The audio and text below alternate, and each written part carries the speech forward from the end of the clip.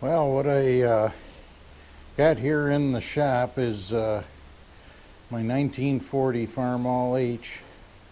Uh, I plan on doing some things to this during the 2025 and 2026 winter season.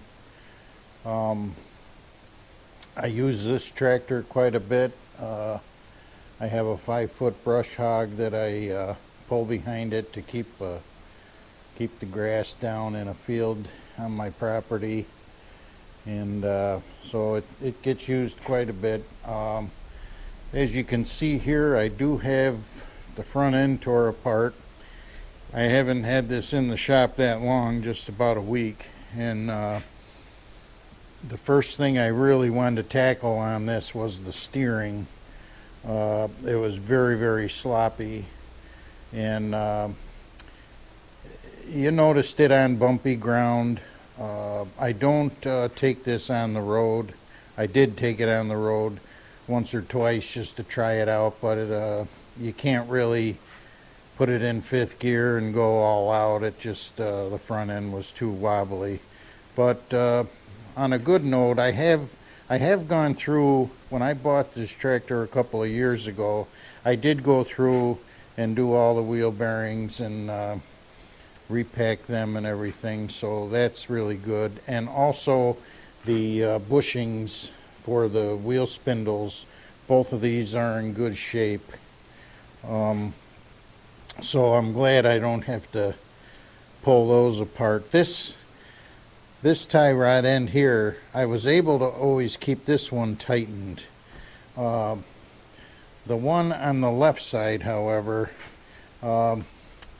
let me get a flashlight here, and this key is supposed to be 250 wide, and it's currently at 293, so it's been wallowed out. And what I'm going to try to do is broach the key in the arm, and I'm going to try to, I might have to buy a cutter for it, but I'm going to try to remachine this key just to open it up a little to get to the next size, which is a 5/16 Woodruff key. So that might be coming up in the future.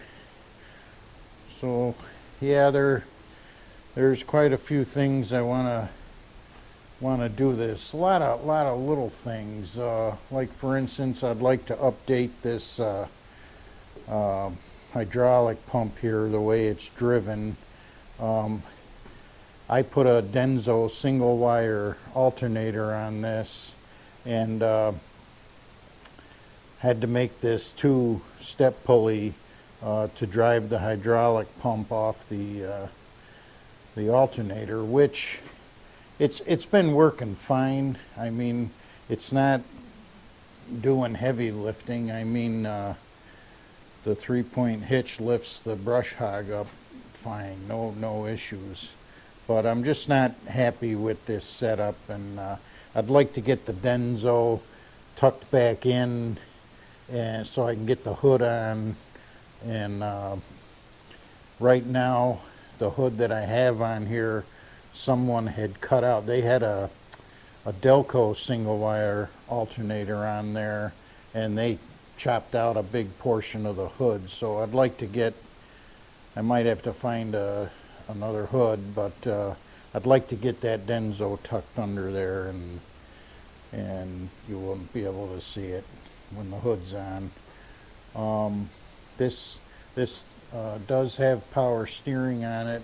You can see the hydraulic pressure comes up, goes through the power steering, and then comes out and goes down and around and up to the valve up by the throttle there. And I do want to try to relocate that valve and get the I want to get my light bar on there and get lights on the tractor. This particular tractor I use, it can get dark when I need to use it, so I want to get lights on it.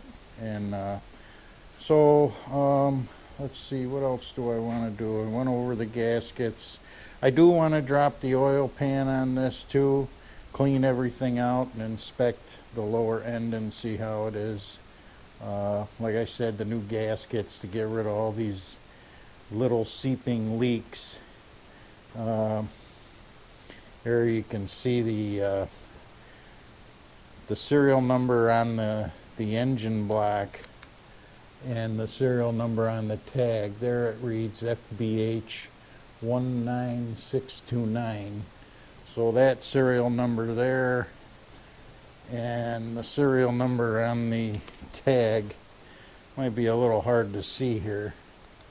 Yeah, it's a little hard to see and focus on. But that says FBH 19629 also. So they're matching serial numbers. And I did my original cast for the muffler mount was cracked, and it had split and someone broke it all off, and it was kind of short, so you couldn't get down far enough on it to clamp it good and tight with the hood and everything there. So I picked up a new I'll call it a muffler mount for the manifold. This is the old kerosene type manifold, exhaust manifold. You can see where the flipper valve would be in there when you were going to run it on the kerosene. So I got that on there. I did have to sand this down on the belt sander to get the casting smoothed out a little bit to get the muffler on there, but it worked out real good. Let's see, I'll go around here to the this tire on the right side.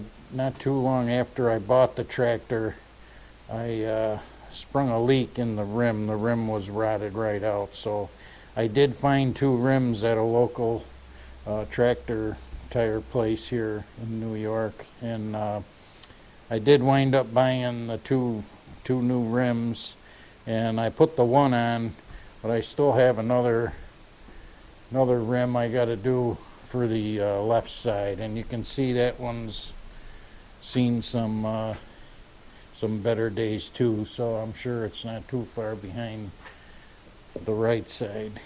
But yeah, so this is the 3-point hitch on the tractor. I do want to do a little work on this too. It looks like it's had a rough life.